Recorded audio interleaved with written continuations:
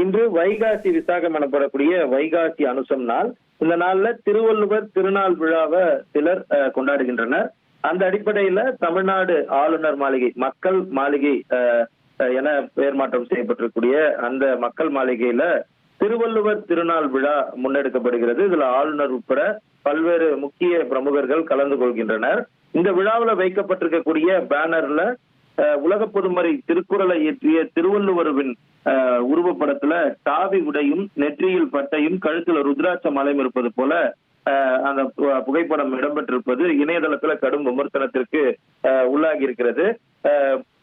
ஏற்கனவே திருவள்ளுவரை ஒரு ஆன்மீக துறவியாக காட்டி பல்வேறு விமர்சனங்கள் எழுந்திருக்கக்கூடிய நிலையில தமிழ் ஆர்வலர்கள் திருக்குறள் என்பது ஒரு உலக பொதுமறை, அது எந்த ஒரு குறிப்பிட்ட சாதி மதம் அல்லது சமயத்திற்கும் அப்பாற்பட்டது, திருவள்ளுவரை ஒரு குறிப்பிட்ட மத அடையாளமான காவி உடைக்குள் சுருக்குவது அவரது தத்துவத்திற்கு எதிரானது என்பதே அவர்களது கருத்துக்களாக இருக்கிறது. அது மட்டுமல்லாமல் திருவள்ளுவர் ஒரு முனிவர் அல்லது துறவி என்பதால துறவரத்தின் அடையாளமாக அந்த வெள்ளை உடை என்பது அவருக்கு இருக்கும் தலையில முண்டாசு கட்டியிருப்பதுதான் அதிகாரப்பூர்வமான அவரது படமாக இருக்கக்கூடிய நிலையில திடீரென அவரது ஒரு மதத்திற்குள்ளோ அல்லது ஒரு சாதியின்குள்ளோ அடக்கும் வகையில இந்த காவி உடை அணிவிப்பது மிகவும் கடுமையான எதிர்ப்புக்குள்ளானது என்று அவர்கள் அந்த எதிர்ப்பு பதிவுகளை வெளியிட்டு வருகின்றனர்.